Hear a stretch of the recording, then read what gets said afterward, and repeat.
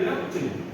तो students, as we know what is the kinetic energy, the ability of work done of an object due to its motion is known as kinetic energy. This means किसी भी object में उसकी motion की वजह से जो work करने की कैपेबिलिटी होती है या एबिलिटी होती है उसको क्या बोलते हैं, उसकी काइनेटिक एनर्जी। इसका एक परफेक्ट एग्जांपल है विंड मिल्स।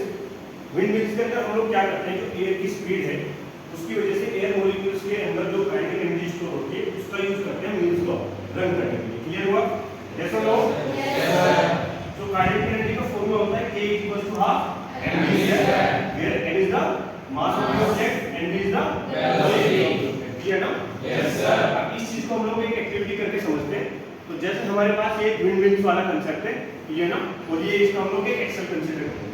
तो यहाँ पे जो एयर की स्पीड है, क्योंकि फैन दोनों ऑफ है, तो यहाँ पे जो एयर की स्पीड है वो एयर की स्पीड कैसी है? एयर की स्पीड बहुत कम है। एयर की स्पीड लेस है तो उसकी काइनेटिक एनर्जी भी कैसी है? लेस है।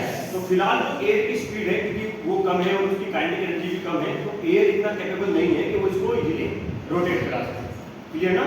अब इसी चीज को हम लोग फैन के नीचे करते हैं, जहाँ पे एयर की स्पीड यहाँ से क्या हो जाएगी? ज्यादा हो जाएगी। क्लियर? फैन के नीचे जाएंगे तो क्या होगा देखो, क्योंकि यहाँ पे क्या है, एयर की जो स्पीड है वो एज कंपेयर टू देयर यहाँ पे क्या है? ज्यादा है। तो अब क्या होगा, जैसे हम इसको रिलीज करेंगे तो क्योंकि यहाँ पे एयर की स्पीड कैसी है?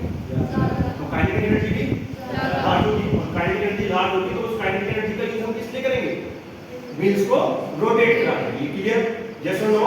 Yes sir. क्लियर ना? Yes sir. क्या